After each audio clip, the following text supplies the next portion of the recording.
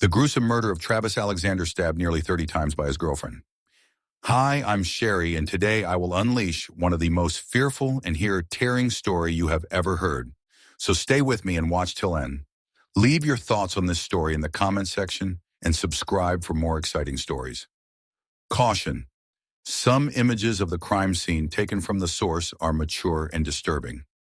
Can watch at your own risk. On the morning of June 4th, 2008, Travis Alexander was butchered to death by his girlfriend, Jodi Arias. She stabbed him nearly 30 times, slit his throat, and shot him in the head after they had sex. Travis met Arias in 2006, and immediately they had potent chemistry, as she loved how funny he was. They began dating almost immediately, and though they lived miles apart from each other, they hung out occasionally.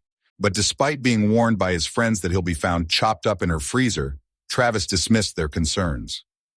Just a year after his relationship with Jodi Arias, Travis Alexander was found dead in a gory crime scene on June 9, 2008, 5 days after his murder. This is the brutal murder of Travis Alexander, stabbed 27 times by his girlfriend Jodi Arias, his throat slit from ear to ear, his head almost decapitated, a gunshot to the head, and left bleeding to death on his bathroom floor. Travis Alexander had a traumatic childhood and lost his father in a fatal accident on his 20th birthday. He confided in his friends that he'd found a wife and planned to marry Jodi Arias. A hidden camera inside his washing machine captured his brutal murder as it happened.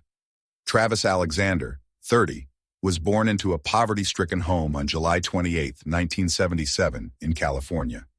Raised with 7 siblings, he had a traumatic childhood due to his parents' drug addiction and was often subject to physical abuse during their violent rampages.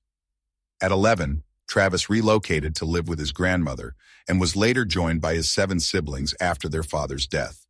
He failed to attend college as it was not for him, and on his 20th birthday in July 1997, Travis lost his father in a fatal accident. He was also deeply emotional and spiritual and devoted time for charity. When Travis prayed for a successful job, his prayers appeared to be answered in the form of Chris Hughes, a fellow Mormon who helped him land a job at network marketing company Prepaid Legal Services. At Prepaid Legal Services, now known as Legal Shield, Travis Alexander worked as a salesman at the Oklahoma-based firm, and at a company convention in Las Vegas, he met Jodi Arias for the first time in September 2006. Their encounter turned out to be a chance meeting, but ultimately became the precursor to his death. A riveting 5-year tale of obnoxious claims and counterclaims in what was considered as one of the biggest spectacles in American history. Jodi Arias, 26, was a stunning blonde and seemingly carefree, aspiring photographer. She was really excited about meeting Travis, and they began dating in 2007. Travis lived in Mesa, Arizona, while Arias was based in California. She loved how funny he was and how much fun they had together. Travis, on his part, was said to be smitten by her beauty. In an email shared with a friend, Travis said, "I went from intrigued by her, to interested in her, to caring about her deeply, to realizing how lucky I would be to have her as part of my life forever. She is amazing. It is not hard to see that whoever scores Jodi, whether it be me or someone else, is going to win the wife lotto." Their relationship quickly blossomed, and both would take turns visiting each other.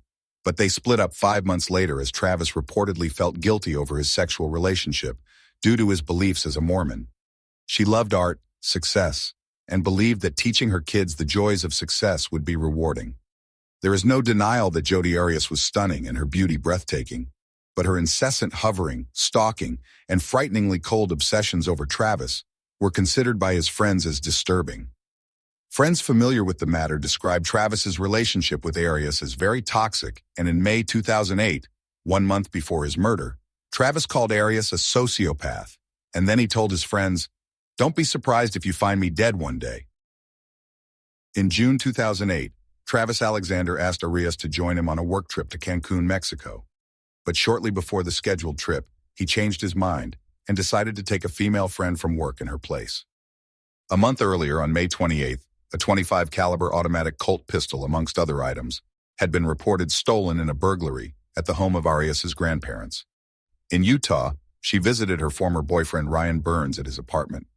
Ryan noted several cuts on her hands. She returned the rented car 2 days later on June 7th. The receiving clerk on duty noticed red stains on the seats and missing floor mats. Travis Alexander was supposed to be on a conference call on June 4th, but surprisingly, he never showed up. Few days after their planned trip to Cancun, his co-worker became worried having not heard from him and contacted his friends, Melissa Lowry and Dallin Forres, on June 9th.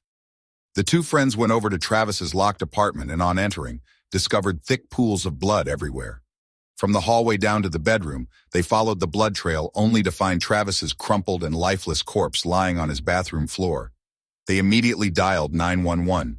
Travis's cold body was humped over, mangled, and mutilated with 27 visible stab wounds on the back. His throat had been slit from one ear to another, severing the jugular vein, carotid artery, and trachea. The throat was severed in one deep gash. He was nearly decapitated. Several cuts on his hands suggested defensive wounds. Travis had tried to fight his attacker, but ultimately died from his multiple stab wounds. Warning: the following image has very graphic content viewers could find distressing. Viewers' discretion advised. Official autopsy photos released and acquired from Murderpedia. He also had a gunshot wound in the head, and bloodied towels hung all over the bathroom. Investigators found long brown hairs on the floor, a bloody handprint on his bedroom wall, and a hidden camera in the washing machine. When news reports broke the story that Travis's mutilated corpse had been discovered in a possible homicide, Jodi Arias contacted the police within hours. She denied being at his house and even told investigators that she had not seen him for 2 months. During his memorial service in Arizona, she agreed to be fingerprinted by the police. A month later, on July 9, 2008, Jodi Arias was indicted on the killing of Travis Alexander. 6 days later, she was arrested on charges of first-degree murder. Investigators had linked the bloody handprint on the wall to her DNA and had succeeded in extracting time-stamped photos from the hidden waterlogged camera in the washing machine. One of the last photos of Travis Alexander, as he had his bath in the bathroom, photo obtained from CBS News.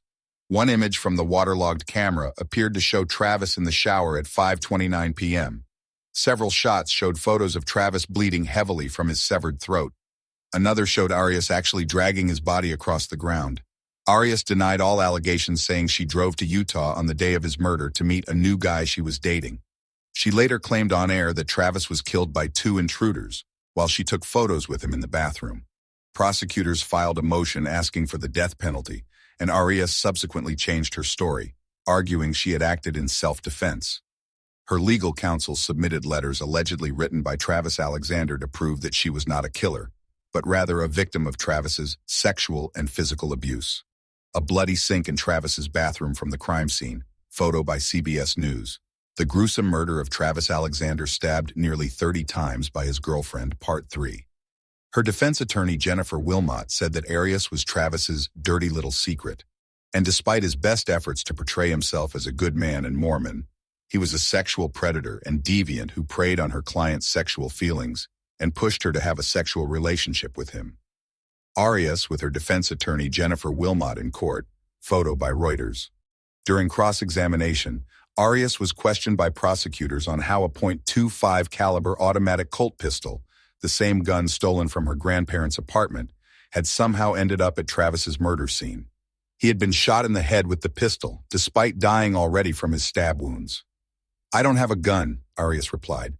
"I've never seen it. I don't even know what a quarter looks like." Jodi Arias was once asked nearly 150 questions in court, photo by Tom Tingle, The Republic, via AZ Central. She was also quizzed by the prosecution on why she kept having sex with Travis for several months, despite claiming she knew of his alleged child porn sexual deviations. A sex tape from the prosecution was also played for the jury in court, and a video evidence admitted of Jodi Arias repeatedly denying that she killed Travis Alexander. "I would never want to hurt him. He never raped me. If I was going to ever try to kill somebody, I would use gloves. I have plenty of them. I did not take his life." On May 8, 2013, the courtroom was pierced by gasps and sighs as Jodi Arias was found guilty of the premeditated and first-degree murder of Travis Alexander. The prosecution had successfully tied her fingerprints to the blood stamp found on his bedroom wall, and Arias had failed to explain why she arrived a day late in Utah to see Ryan Burns, despite being expected on June 4, 2008, the day of Travis's murder. Jodi Arias was convicted on the first-degree murder of Travis Alexander, photo by David Wallace, The Republic. During her sentencing on May 8, Jodi Arias had become widely regarded as the most hated woman in American history, and the jury failed to believe her claim of self-defense. The jury, however, failed to unanimously agree on the death penalty 8-4, and she was sentenced to life imprisonment without possibility of parole. Jodi Arias was going to spend the rest of her life in jail for the gruesome murder of her boyfriend, Travis Alexander.